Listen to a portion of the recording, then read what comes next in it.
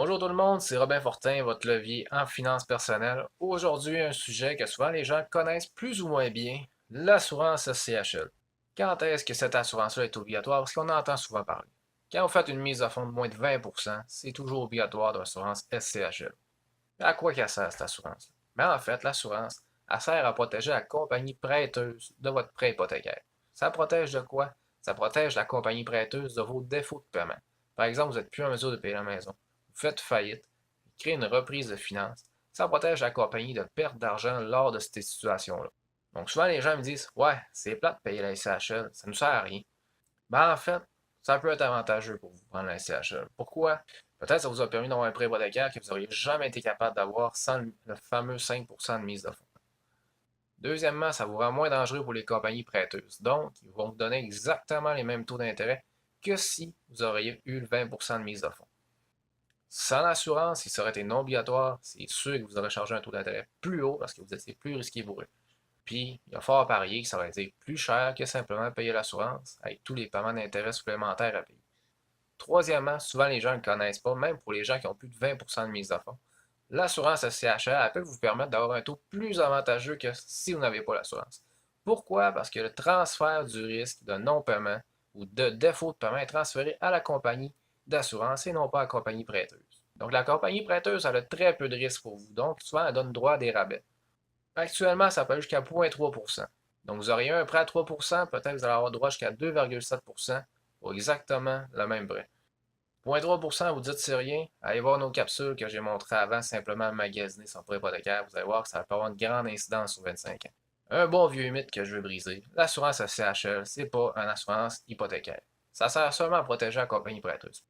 Pour vous, l'assurance SCHL ne donne absolument rien directement. Si vous tombez malade, vous devez faire les paiements quand même, ou si il survient un décès ou un accident, votre conjointe de continuer à faire les paiements hypothécaires quand même. Donc, vérifiez pour une assurance hypothécaire à ce niveau-là.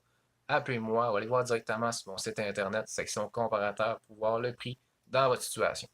Comment c'est calculé l'assurance SCHL?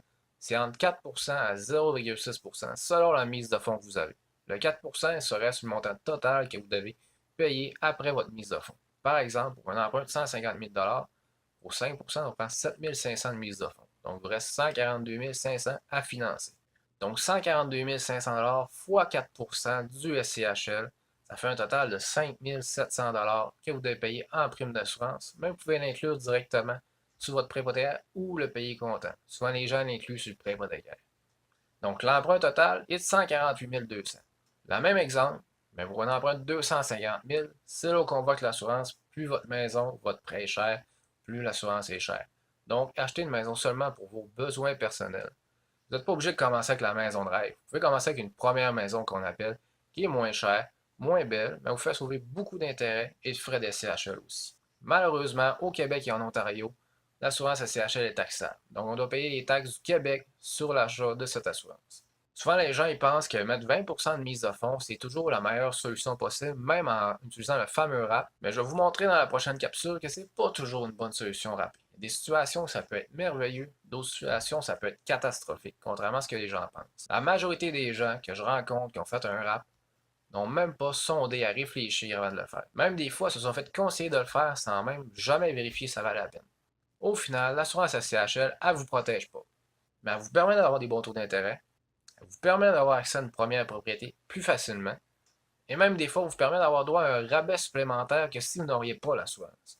Et sans ce fameux régime-là, payer seulement avec 5% de mise à fond serait impossible de 1, et si ça serait possible, ça serait beaucoup plus cher avec le taux de financement d'intérêt des compagnies prêteuses, étant donné que ça serait très risqué pour eux.